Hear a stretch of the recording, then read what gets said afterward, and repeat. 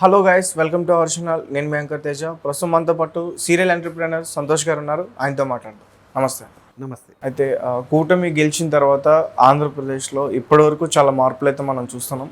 And రీసెంట్గా బయటకు ఒక వార్త వచ్చింది. గత ప్రభుత్వంలో ఉన్న వ్యవస్థ కాకుండా, అంటే గత ప్రభుత్వం వ్యవస్థలో వాలంటీర్స్ చూసాం, అలాగే సచివాలయాలు చూసాం. అలాంటివి కాకుండా ఇప్పుడు వేరే వ్యవస్థను స్థాపిస్తున్నారు చంద్రబాబు నాయుడు గారు అంటూ వార్త వచ్చింది. అంటే అది ఎలా ఉండబోతుంది, ఆ వ్యవస్థ ఎలా ఉంటుంది అసలు, దాని గురించి.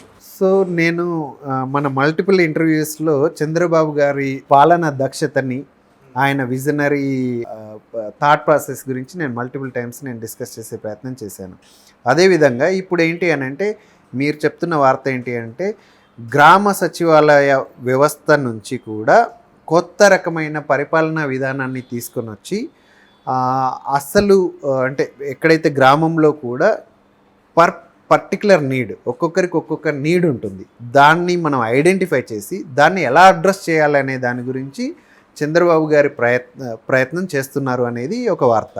అయితే ఇది కొత్త వార్త ఏం కాదు. ఇన్ఫ్యాక్ట్ ఏంటి అని అంటే, ఇది మన అంటే రాజ్యాంగంలోనే అసలు గ్రామ పరిపాలన వ్యవస్థ ఎలా ఉండాలి, గ్రామ పరిపాలన వ్యవస్థ నుంచి ఈవెందో సెంట్రల్ గవర్నమెంట్ దాకా అసలు ఈ వ్యవస్థలు అనేది ఎలా ఉండాలి అనే దానిపైన ఒక స్ట్రక్చర్ అనేది వచ్చింది. ఇన్ఫ్యాక్ట్ ఏంటి అని అంటే, మనము ప్రైమరీ హెల్త్ సెంటర్ వింటాం. ప్రైమరీ హెల్త్ సెంటర్స్ ఉంటాయి గ్రామాల్లో, అదేవిధంగా స్కూల్స్ ఉంటాయి. అవన్నీ ఎలా వస్తాయి అని అంటే, అంటే ఇంత ఒక 5,000 మంది ఫ్యామిలీస్ ఉన్నాయి అని అంటే దానికి ఒక ప్రైమరీ హెల్త్ సెంటర్ ఉండాలి. ఒక 10,000 మంది ఉన్నారు అని అంటే దానికి ఒక మండల్ లెవెల్లో ఒక ప్రైమరీ హెల్త్ సెంటర్ని మించి ఇంకొక హెల్త్ సెంటర్ ఉండాలి. అదేవిధంగా ఒక 50 పడకల ఆసుపత్రి ఉండాలి. అదేవిధంగా ఒక ఊర్లో ఒక 1000 ఫ్యామిలీస్ ఉన్నాయి అని అంటే ఒక హై స్కూల్ ఉండాలి. ఇలా ఒక లెక్క ప్రకారం అంటే దామాష పద్ధతి అంటాం అనమాట. అంటే జనం అంటే అక్కడ ఆ ఏరియాలో ఎంత జనసాంద్రత ఉంది, ఎంతమంది ఫ్యామిలీస్ ఉన్నాయి, వాటి నిష్పత్తి ప్రకారం మనం అక్కడ ఫెసిలిటీస్ని ఆర్గనైజ్ చేయాలి, ఎస్టాబ్లిష్ చేయాలనేది మన రాజ్యాంగం మన ప్రభుత్వాలకి ఆల్రెడీ సూచించింది. దాని ప్రకారమే వెళ్ళాలి. కాకపోతే ఏంటి అంటే, చాలా చోట్ల ఏంటి అని అంటే ప్రైమరీ హెల్త్ సెంటర్స్ ఉండవు. 5,000 మంది ఉంటారు, 10,000 మంది ఉంటారు, కానీ ప్రైమరీ హెల్త్ సెంటర్ ఉండదు. వీళ్ళు మన ప్రభుత్వాలు ఏం చెప్తుంటాయంటే, అక్కడ ఫెసిలిటీస్ ఎస్టాబ్లిష్ చేయడానికి అక్కడ రోడ్డు వ్యవస్థ లేదు, లేదు అంటే ఇంకో వ్యవస్థ లేదు అంటే మా దగ్గర ఫండ్స్ లేదు అంటే మా దగ్గర మ్యాన్ పవర్ లేదు, ఇలాంటి రీజన్స్ చెప్తూ వస్తూ ఉంటారు. కానీ నీడ్ ఏంటి అనేది పర్టికులర్గా ఐడెంటిఫై చేసి మనం దాన్ని అడ్రస్ చేయడం అనేది మొదలు పెడితే ఒక్కొక్కటిగా మనము అడ్రస్ చేయగలుగుతాం. అయితే చంద్రబాబు గారి ప్రభుత్వం లాస్ట్ టైం ఇంతకుముందు వాళ్ళు ఏదైతే గవర్నమెంట్ని ఫామ్ చేశారో అప్పుడే ఏం చేశారంటే ఒక ప్లాన్ చేశారు.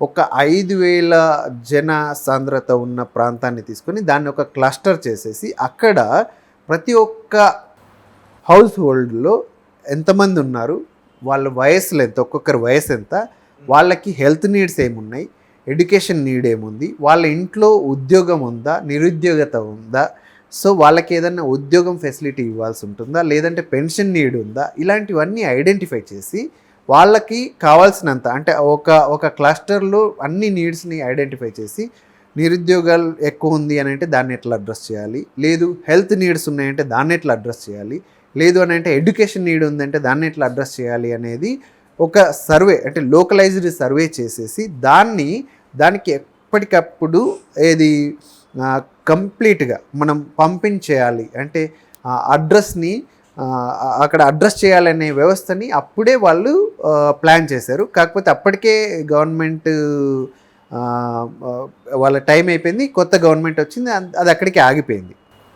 ఇప్పుడు ఏంటి అని అంటే, చాలా వేరే శాఖల్లో ఉన్న మ్యాన్ పవర్ని గ్రామ సచివాలయ వ్యవస్థలోకి కార్యదర్శులుగా పంపించారు.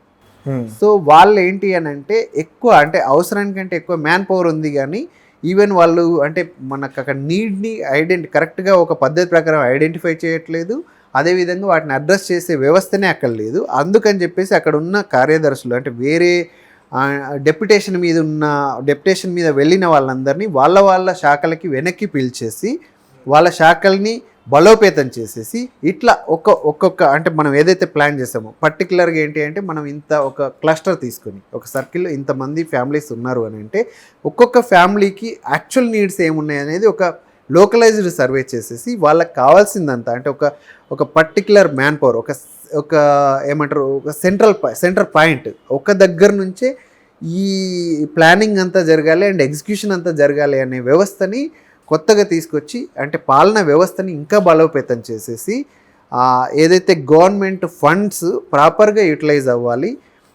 ఎవరైతే నీడి ఉన్నారో వాళ్ళకు రీచ్ అయ్యేలాగా చేయాలి అనేది చంద్రబాబు గారు ఒక కార్పొరేట్ స్థాయిలో అంటే యాక్చువల్లీ ఏంటి అంటే కార్పొరేట్ కంపెనీస్ కూడా ఎలా ఉంటుంది అంటే వాళ్ళ దగ్గర ఉన్నాయి అంటే హైరార్కీని అలాగే డెవలప్ చేస్తూ ఉంటారు అనమాట. ఎప్పటికప్పుడు ఏం చేస్తాం ప్రతిరోజు కూడా అసలు మన వ్యవస్థలో ఏం జరుగుతుంది, ఎక్కడ ఏం జరుగుతుంది, ఎక్కడన్నా గ్యాప్ ఉందా, ఎక్కడన్నా లూప్ ఉందా అని చెప్పేసి మనం ఐడెంటిఫై చేస్తూ దాన్ని ఎక్కడికక్కడ గ్యాప్ ఫిల్ చేసే ప్రయత్నం చేస్తాం. అలాంటి వ్యవస్థని ఇక్కడ కూడా కార్పొరేట్ స్టైల్ ఆఫ్ పాలనా విధానాన్ని తీసుకొని వచ్చి దాని నుంచి మంచి రిజల్ట్స్ తీసుకురావాలి అనే ఒక కొత్త అధ్యాయాన్ని క్రియేట్ చేసే ప్రయత్నాన్ని చంద్రబాబు గారి నేతృత్వంలోని టీడీపీ కూటమి ప్రభుత్వం అక్కడ చేస్తుంది అనేది మనకు వస్తున్న న్యూస్.